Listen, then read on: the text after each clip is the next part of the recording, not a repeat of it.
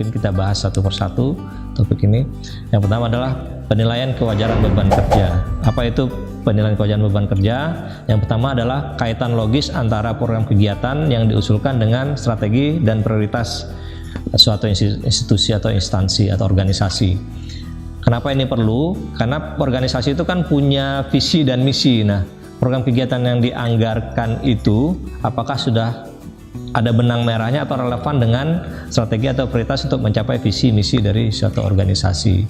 Sering kali terjadi bahwa program kegiatan yang disusun itu adalah copy paste dari tahun sebelumnya dan tidak ada kaitan atau benang merah dengan visi misi atau prioritas yang akan dicapai oleh suatu organisasi. Kalau di madrasah ya visi misi dari madrasah itu sendiri. Kemudian kesesuaian antara program kegiatan yang diusulkan dengan tugas pokok dan fungsi satuan kerja yang bersangkutan. Nah, ini juga penting.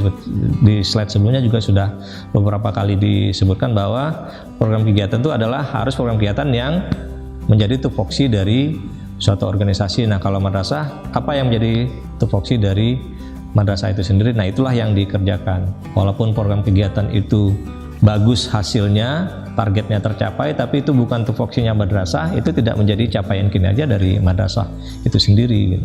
Kemudian kapasitas satuan kerja untuk melaksanakan program kegiatan pada tingkat pencapaian yang diinginkan dan dalam jangka waktu 1 tahun anggaran. Nah, ini juga perlu diperhatikan.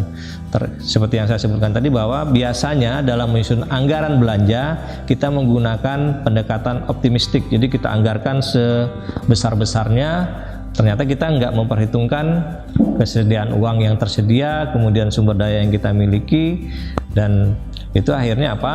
Ya target kinerjanya tidak tercapai. Misalnya kita menganggarkan 15 kegiatan, padahal dari sumber daya yang kita miliki, dari waktu yang kita miliki, kita hanya mampu melaksanakan 10 kegiatan. Nah, otomatis 5 kegiatan yang kita anggarkan itu tidak akan terrealisasi di akhir tahun anggaran yang bersangkutan. Nah, kewajaran beban kerja itu sederhananya seperti yang terlihat pada slide ini. Jadi ada perbandingan antara keinginan dengan kemampuan, ya, keinginan dengan kapasitas yang dimiliki.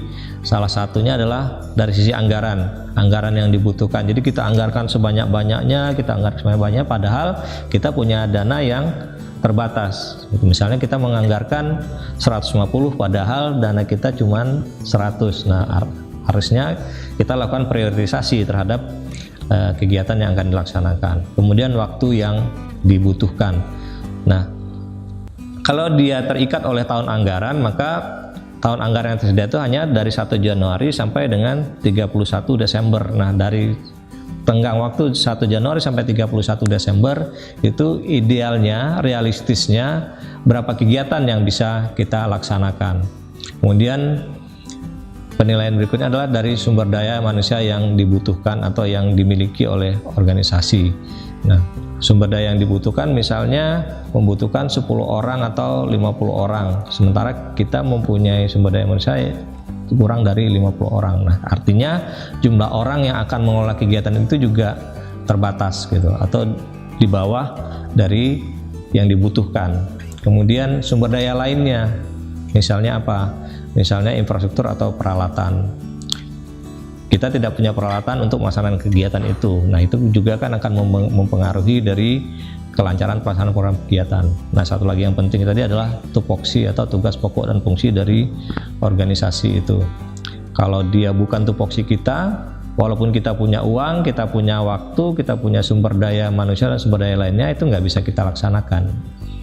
Nah, dari perbandingan antara keinginan dengan kemampuan, nah itulah kita dapat menyimpulkan berapa jumlah kegiatan dan anggaran yang mampu dilaksanakan dan yang mampu diserap. Nah, itulah yang disebut dengan anggaran dan kegiatan yang realistis sesuai dengan beban kerja yang kita miliki.